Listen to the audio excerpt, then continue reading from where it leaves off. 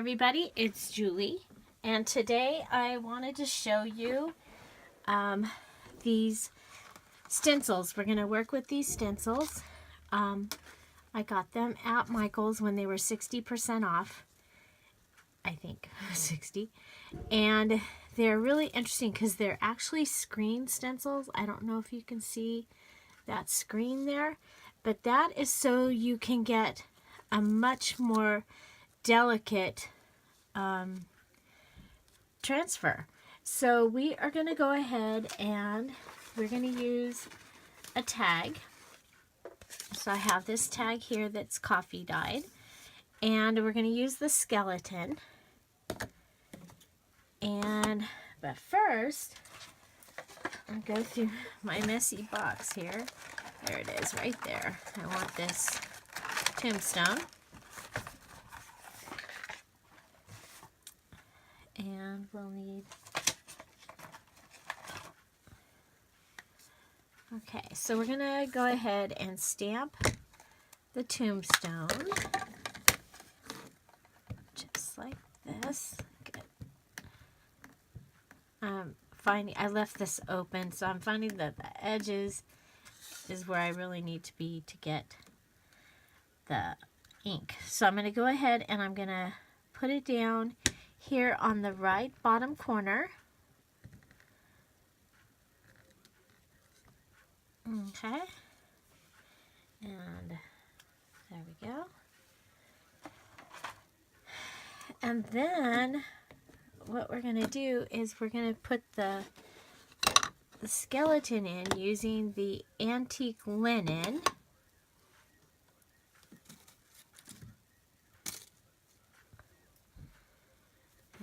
Go ahead. So we are going to take the stencil, and it does have some sticky to it, and we're going to line it up behind, kind of behind the, there we go. Okay, and then what I was doing is just taking some of the ink and transferring it like this. Because it has to go through the screen, I seem to have to use a little more pressure. The one thing I would like to see these have is more space around them. I think if I was using a paintbrush and putting paint on, it might be okay, but using a sponge or even the tool, the distressing tool, I was having ink come off the sides. So that would be my one recommendation. And I could just go ahead and put a paper right there. Duh. Okay. And I want to make sure you see him, because, the antique linen is pretty light, but I want it to be, there you go. So he's there, but he's not super dark. Okay. So I'm going to go ahead and use the distress just a little more around. So there we have our skeleton alongside the thing, and I'll show you in my haunted house book. I did it here, and I actually did it on a piece of scrapbook paper that has it has little dots with numbers in it, and so he's just lightly there with this. And I made a tag for there.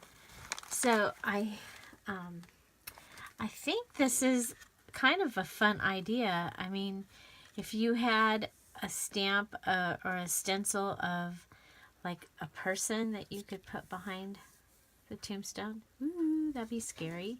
I also did in this book, let me find, I think it's on the cat page.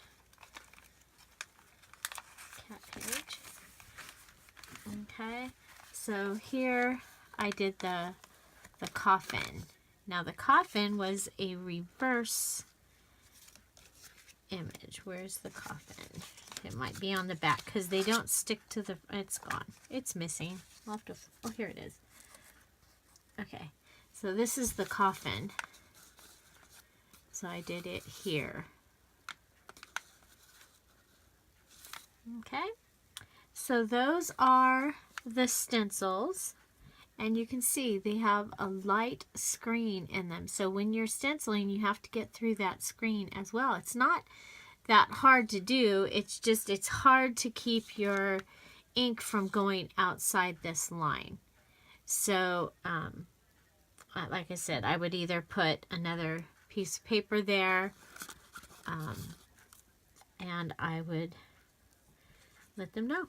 I think they need to have more space around the outside.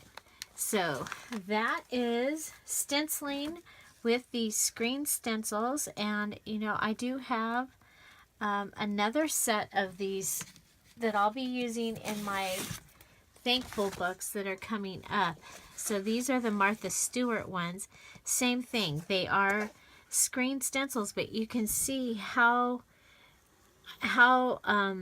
delicate they are able to make their stencils because they're using a screen to hold all those delicate images together. So I'm excited. I'm excited to be able to use this in my thankful books.